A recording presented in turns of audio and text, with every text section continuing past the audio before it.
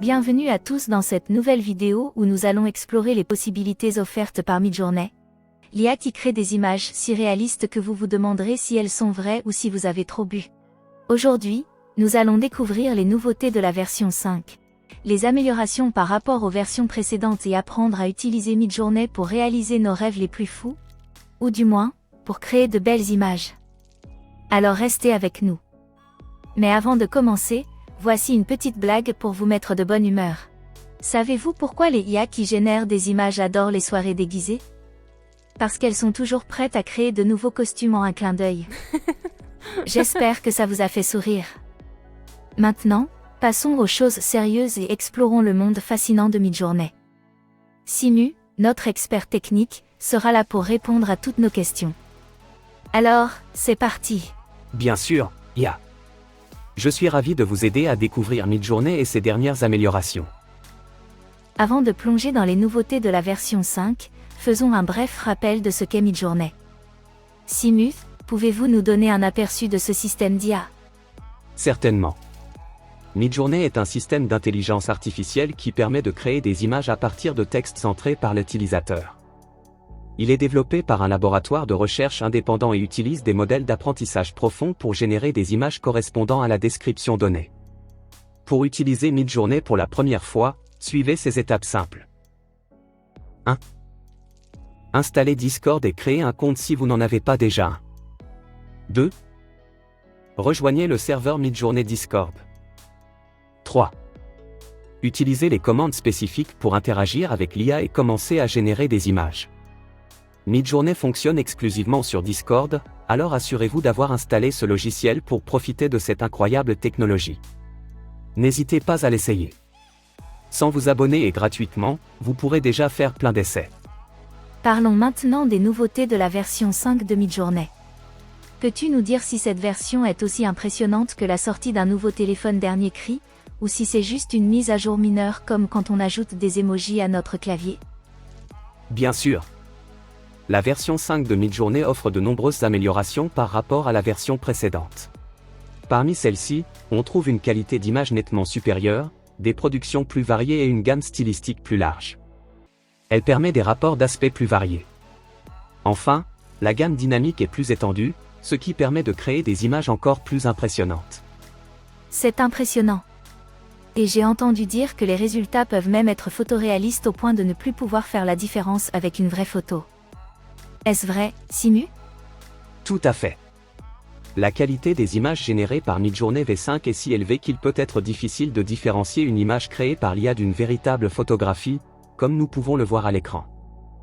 Cela témoigne du niveau d'avancement de l'intelligence artificielle dans le domaine de la création d'images.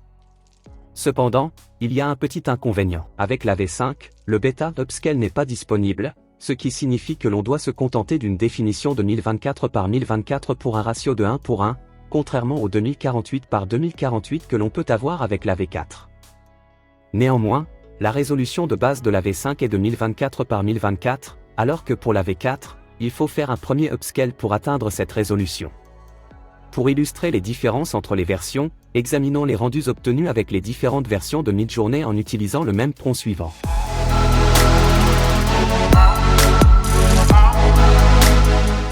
Dans la première version, les rendus sont constitués d'aplats de couleurs, et il est difficile de discerner une femme, un cheval ou même un désert. Pour la deuxième version, on aperçoit vaguement une forme posée sur un animal déformé, mais les détails restent très flous. En arrivant à la troisième version, il est maintenant possible de reconnaître un cavalier sur un cheval, bien que les visages soient déformés et que le cavalier semble se fondre dans le cheval. Concernant la quatrième version, la qualité s'améliore considérablement, offrant un rendu exploitable et fidèle au sujet. L'image évoque un dessin. Enfin, dans la cinquième version, le rendu est photoréaliste, avec une qualité d'image saisissante. Quelques détails mineurs font défaut en raison de la limitation actuelle de la résolution. Merci pour ces précisions.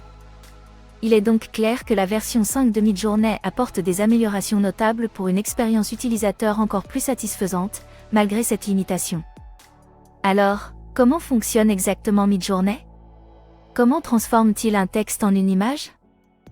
Midjourney fonctionne en utilisant des modèles d'apprentissage profond qui ont été entraînés sur d'énormes ensembles de données d'images et de descriptions textuelles. Lorsqu'un utilisateur entre une description textuelle, le système analyse le texte et génère une image qui correspond à la description. Le résultat est une image unique créée spécifiquement pour l'utilisateur, en fonction de son texte d'entrée. C'est incroyable. Pourrait-on avoir un exemple concret d'utilisation de Midjourney pour illustrer son fonctionnement? Peut-être quelque chose de plus excitant que la photo de mon déjeuner que je partage sur les réseaux sociaux? Tout à fait. Imaginons que vous souhaitiez créer une image représentant un paysage de montagne enneigée avec un lac au premier plan. Vous pourriez entrer le texte suivant dans Midjourney, montagne enneigée avec un lac au premier plan. Le système analysera votre description et générera une image correspondant à cette scène. Simu, peux-tu nous parler des images prompts de Midjourney et comment cela fonctionne en combinant plusieurs images entre elles ou une image et un texte? Bien sûr. Midjourney permet non seulement d'utiliser des images comme source d'inspiration pour générer de nouvelles images grâce à la fonctionnalité Image Prompt, mais également de combiner plusieurs images entre elles ou une image et un texte. Pour cela, il suffit de simplement télécharger une ou plusieurs images et Midjourney se chargera de créer une image en suivant le style ou le concept des images d'origine, tout en prenant en compte le texte que vous avez ajouté. Cela offre une nouvelle dimension de créativité et permet de combiner des éléments visuels existants avec des descriptions textuelles pour obtenir des résultats encore plus personnalisés et pertinents. Cela rend Midjourney encore plus intéressant et polyvalent. J'ai hâte de voir toutes les créations géniales que les utilisateurs pourront réaliser avec cette fonctionnalité. J'ai entendu parler de la fonction « Tile » dans Midjourney. Peux-tu nous en dire plus sur son utilité? Oui. La fonction « Tile » de Midjourney est particulièrement intéressante pour créer des fonds et des textures. Cette fonction permet de générer des images qui se répètent de manière cohérente, en créant des motifs sans démarcation visible. Lorsque vous utilisez la fonction « Tile », Midjourney génère une image en suivant les instructions fournies, puis répète cette image pour créer un motif homogène et sans couture. C'est idéal pour les artistes et les designers qui cherchent à créer des fonds d'écran, des textures pour des modèles 3D ou des motifs pour des vêtements et des tissus. Super!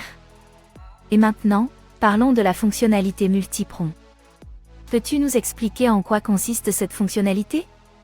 La fonctionnalité multiprompt de Midjourney permet de considérer chaque partie d'un prompt séparément en ajoutant un double de points entre les parties. Par exemple, si vous entrez le texte « hot dog », Midjourney générera des images de hot dog. Cependant, si vous séparez le texte avec un double de points, comme hot dog, Midjourney considérera les deux parties séparément et générera une image d'un chien qui semble avoir chaud plutôt que des hot dogs. Cette fonctionnalité est utile lorsque vous ne souhaitez pas qu'un groupe de mots soit considéré comme un seul concept, vous offrant ainsi plus de contrôle et de flexibilité dans la génération d'images. Passons maintenant à la rédaction des prompts pour Midjourney. Pourriez-vous nous donner des conseils sur la manière de créer des prompts efficaces? Bien sûr. Tout d'abord, il est important de noter que la langue native de Midjourney est l'anglais. Faites donc attention aux ambiguïtés liées à la traduction si vous rédigez vos prompts en français, par exemple, bureau en français peut représenter office ou desk en anglais. En ce qui concerne la longueur des prompts, ils peuvent être très simples, même un mot ou un emoji peut produire une image. Les prompts courts dépendent fortement du style par défaut de Midjourney, donc un prompt plus descriptif est préférable pour un rendu unique. Cependant, les prompts très longs ne sont pas toujours meilleurs. Concentrez-vous sur les concepts principaux que vous souhaitez créer. Le choix des mots est également important. Utilisez des synonymes plus spécifiques et évitez les mots vagues. Réduisez le nombre de mots si possible. Utilisez des virgules, des crochets et des tirets pour organiser vos idées, mais sachez que Midjourney ne les interprète pas de manière fiable. Il est préférable de décrire ce que vous voulez plutôt que ce que vous ne voulez pas. Si vous demandez une fête sans gâteau, votre image inclura probablement un gâteau. Pour exclure un objet de l'image finale, essayez d'utiliser l'option avancée « No ». Soyez aussi précis ou vague que vous le souhaitez, mais tout ce qui n'est pas mentionné sera aléatoire. Pensez aux détails qui comptent pour vous, sujet, environnement, éclairage, couleur, ambiance, composition, etc. Enfin, utilisez des noms collectifs pour décrire des groupes d'objets ou d'animaux. Par exemple, 3 chats est plus précis que chat, et un groupe d'oiseaux est plus précis que oiseau. Merci pour ces précieux conseils. Il est clair que rédiger un prompt efficace est essentiel pour obtenir les résultats souhaités avec Midjourney. Voilà qui conclut notre exploration de Midjourney V5. L'IA qui crée des images si belles qu'on pourrait les encadrer et les offrir à notre grand-mère pour Noël. N'oubliez pas que la clé du succès réside dans la rédaction de prompts clairs et précis, et n'hésitez pas à expérimenter pour obtenir des résultats encore plus impressionnants. C'était un plaisir de vous guider dans cette découverte. J'espère que les spectateurs ont trouvé ces informations utiles et inspirantes. Et rappelez-vous, même si l'intelligence artificielle a fait d'énormes progrès, il est important de garder à l'esprit que derrière chaque IA se trouve une équipe de développeurs talentueux qui travaillent sans relâche pour améliorer et enrichir notre expérience. C'est bien dit. Avant de nous quitter, je voudrais vous partager une petite blague. Qu'est-ce qui est pire qu'une IA qui dessine mal? Une IA qui dessine mal et qui critique votre art. Si vous avez des questions ou des sujets que vous aimeriez que nous abordions dans nos prochaines vidéos, n'hésitez pas à les partager dans les commentaires. Merci d'avoir regardé cet épisode. Si vous êtes intéressé à en savoir plus sur le fascinant monde de l'IA, assurez-vous de cliquer sur le bouton d'abonnement et de vous abonner aux notifications. De cette façon, vous ne manquerez jamais un futur épisode. Je publierai régulièrement du nouveau contenu et suis impatiente de partager plus d'informations passionnantes avec vous. À bientôt. Au revoir.